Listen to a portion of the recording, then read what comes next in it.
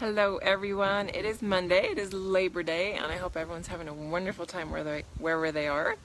If some people join me, awesome. If not, I know that everybody's out playing, but I'm here and just have some things to share and want to always be committed to my Monday shares. So here I am. It's beautiful, hot and muggy in Reno, and I had a pretty interesting weekend.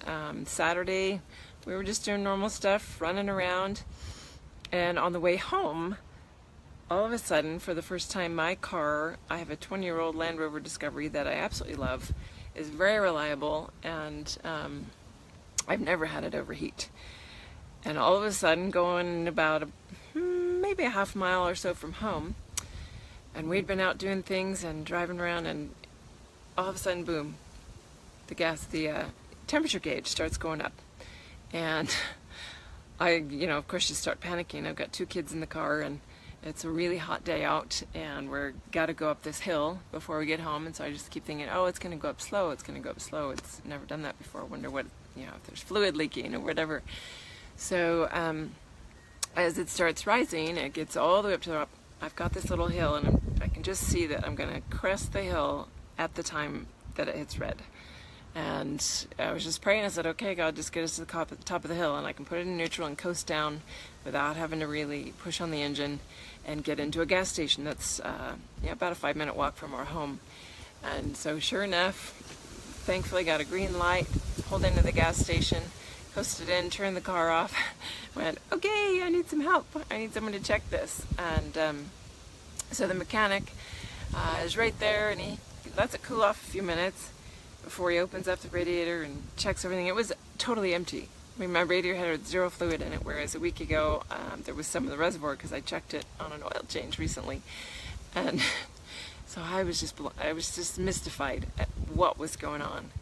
And so he was finally able to determine that the little vent cap on the top of my radiator that's supposed to blow off all the hot steam when it's super hot and getting overheated had actually corroded to such a degree, because I'm sure it's the original plug, 20 years old, and the rubber had finally just cratered, that it was actually spewing antifreeze up into the padding of the hood of the car.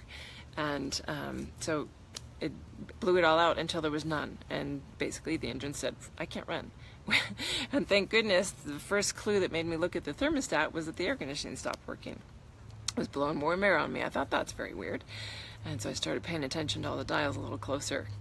And so his diagnosis was you're going to need a new radiator, probably some new hoses because they got overheated. You better check your head gaskets. A lot of times when you overheat, you can blow head gaskets, and a new thermostat. And I could just see the dollar signs in my head going, I know you guys can relate to this. Oh gosh, this is going to be another $600 or $700 thing. I've had a few things recently and just thought, okay, here's another one. And I thought, okay, don't panic. Get it to your mechanic. And I have to say, I have the best mechanic in the world. You know how when you finally get a mechanic that you trust, that you love, he's incredible at his job. All of his employees are incredible at their jobs. He's trustworthy. He doesn't overcharge. He doesn't screw you over for things that you don't need. And here it is, Saturday of Labor Day weekend, right? And I know the weekend before I had actually had my car dropped off there because of something else. So here it is again. And thankfully, my State Farm call, I have towing insurance. Thank you, God, that you inspired me to add that a couple years back. And so they arranged the car. I didn't even have to stay. I said, I've got 2 young kids in the car. I have a 3-year-old and an 8-year-old. I can't keep them in the car for an hour and a half waiting for a tow truck. So what can we do about that? And so the towing truck company, amazing souls that they are, they were like, oh, just leave the keys under the mat, park it where we can see it. We know the location, we know your mechanic's drop off. We deal with him all the time, so we can leave the keys in the drop slot and park it where it needs to be. And we'll take care of it. And I said, thank you, God. And so we pulled the car seats out, pulled all the grocery bags out, and walked home. And lo and behold, it's 7:15 at night. I thought my mechanic was in that over the weekend doing his own stuff. He has some things he's catching up on so he can take some vacation soon. And he calls me at 7:15 on Saturday night of Labor Day weekend, if you can believe this. And he says, "Oh, your car's done." I said, "What? How can that be?"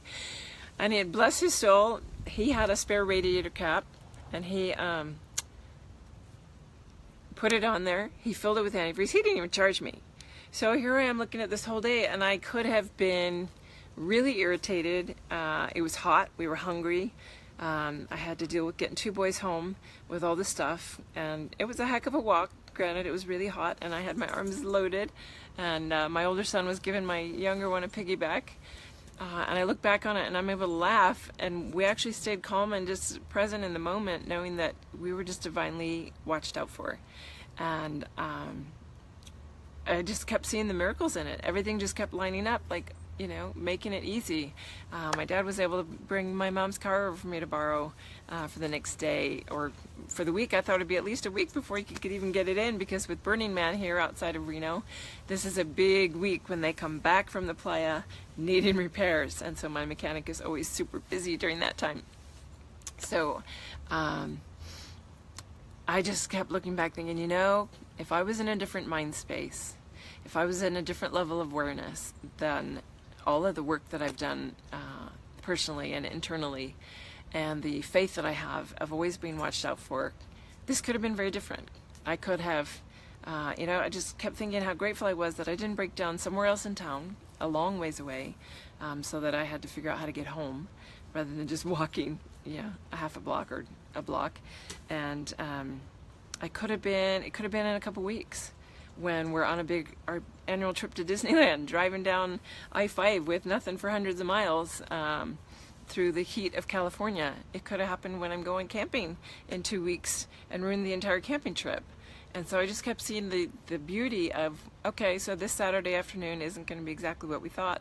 But then actually it ended up being, because our goal was to head home, grab some snacks, and go to the pool. And that's exactly what we were able to do, the way it lined out.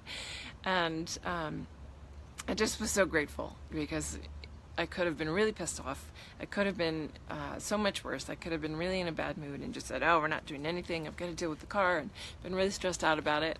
And I just kept realizing that, you know, God always has a plan for something. There's always a silver lining and a reason for everything. And I just know that this happened now so that it doesn't happen in a couple weeks, when it could be so much more inconvenient and ruin our big holidays. And so I just wanted to share that. That's my miracle of the week. And it got me reflecting on just some others that have sort of crept up over time. And I thought I would share, because I had one come in recently, a previous client, and this is about the human body. I mean, our physical body, I see it every day or every week with my little guys. Their bodies heal so fast. And that just, it always astounds me to watch a cut repair itself almost in no time for the little guy. I mean, mine, now that I'm older, it takes quite a bit longer. But, you know, reflecting on the human body, I had a client contact me last week, and this was so exciting. She's a remote client. Haven't talked to her in quite some time, and she has had Lyme disease. She's been fighting Lyme disease for a long time, and working one-on-one. I know she was doing a lot of health protocols and juicing and things for her own pieces of the physical aspect, but we did some work energetically. And I remember it coming up in session with her when she did a 5-week program a while back, that the potential finally was there for pregnancy in her field. And we had to move some things around, some blockages and densities out of her field, and she had to keep doing some internal work on it. But it was the first time that she had the potential come into her field of it happening, because her body had been so weak and so wrecked for so many years that she had sort of been in a place of almost giving up, almost like just saying, you know, maybe that won't happen for me. And for a young woman, that's pretty traumatic. That's pretty hard to deal with in life if you really want that. And so it was just beautiful to get a contact from her recently that she is now pregnant. And lo and behold, wow, a miracle, just beautiful that we did that work. She kept doing her own inner work and all of her physical body work, and voila. And it reminded me of my own the most recent pregnancy with my 3-year-old. I'm 50, so I was wanting another child. I was 47. His older brother, my first son, really wanted a sibling. And I just said, okay, God, I really want to go through pregnancy again. I really want to have another child. You know, if adoption's the way, I actually got licensed to adopt if that was going to be the pathway that I needed to open to. And all these things just sort of lined up. And once I got contacted with a clinic, a fertility clinic, and donors, because I was going into it as a single mom thinking, oh, this is a pretty big conscious decision. Show me the way, God. Show me the way, the path, if there is another soul meant to be in our family. And it was a really incredible experience because it gave me the experience of what couples and women in particular go through in the fertility clinics. The emotions that come up every month when you've gone through all the work of injecting yourself with shots or hormones or whatever to get your cycle on a specific track, and having to do that for months if the pregnancy actually comes about, and the whole physical process of that, but also the up and down emotional roller coaster of the potential, the excitement, the implant or the procedure, and then the hope for the week or two of is it going to take? Is it going to be good? Are we going to get pregnant? And the heart-wrenching experience when you go in and it's a negative. And how many times certain couples, and here's my little miracle right now who just woke up, how many times the couples might have to go through that. It's traumatic, it's a huge emotional roller coaster, and it's so taxing on all levels. And so I got to have a little empathy for that because I went through that. I was lucky enough to have the second round be successful, and so this beautiful little soul came into our lives and has been probably one of the best conscious choices I made in my world, in my life. And he is actually here trying to nurse, because here I'm 50 years old and still nursing him. That's another miracle in itself. So just wanting to share the incredibleness of miracles and how they are there in our lives. And I know that so many of them are in my life because of all the interpersonal work that I've done, all the constant looking at my deeper emotions, clearing, being able to go in and see my blocks. And it's just so rewarding. I love my work because we can work one-on-one and go in and whoopsie, we can go in and actually heal and move the energetic pieces so that miracles can happen in your life, whether it's abundance blocks, blocks in relationship, blocks with finances, blocks with partners, or old patterns or old relationships, and how much I love doing that, not only one-on-one, but in a continuous one-on-one, like the Transformation Springboard program that I do. It's a 12-week real deep dive. And hey, Jen, hope you're having a great Labor Day.